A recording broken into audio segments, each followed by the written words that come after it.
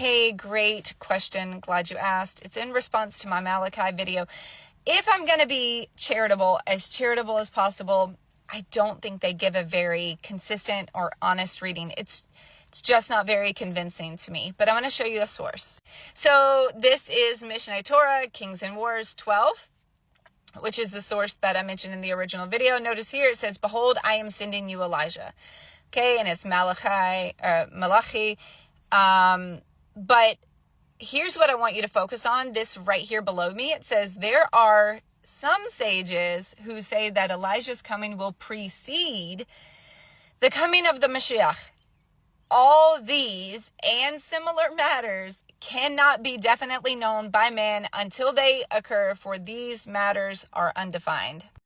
Above me, it says, "In the prophet's words, and undefined in the prophet's words, and even the wise men have no established tradition regarding these matters except their own interpretation of the verses." Okay?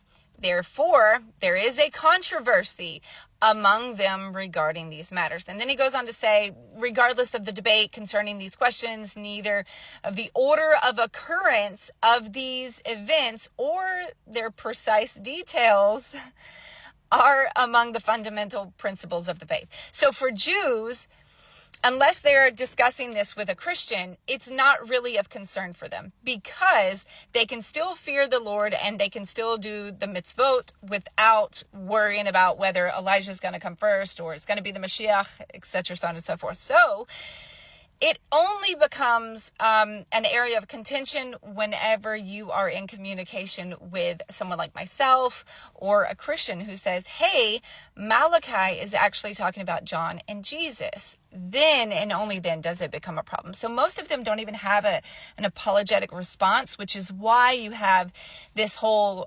counter-missionary movement that has picked up the slack of okay, the vast majority of Jews don't really even care to answer these questions, because for us, our faith is fear God and keep the commands.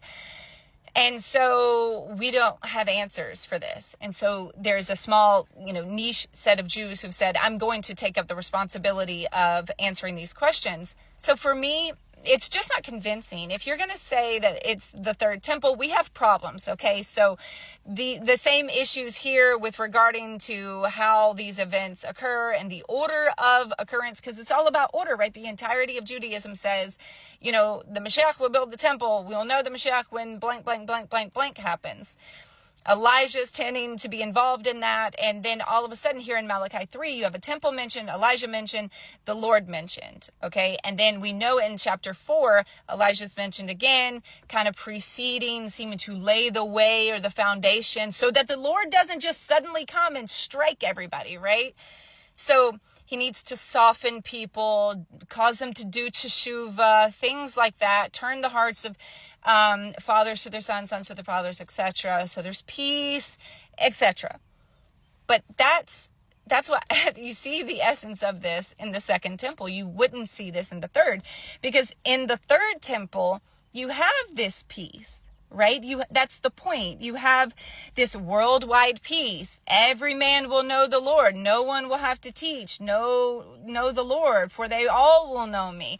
Right? So you have a little bit of out of order things regarding this, and you can see that he pulls this out. He explicitly states this. So for Jews, they don't really have a response, and it's certainly not one that I'm convinced by. But for Christians, I think it's a pretty strong timestamp paired with Daniel 9 as to when the Mashiach would come and what temple would be in. So I hope this helps. Shalom.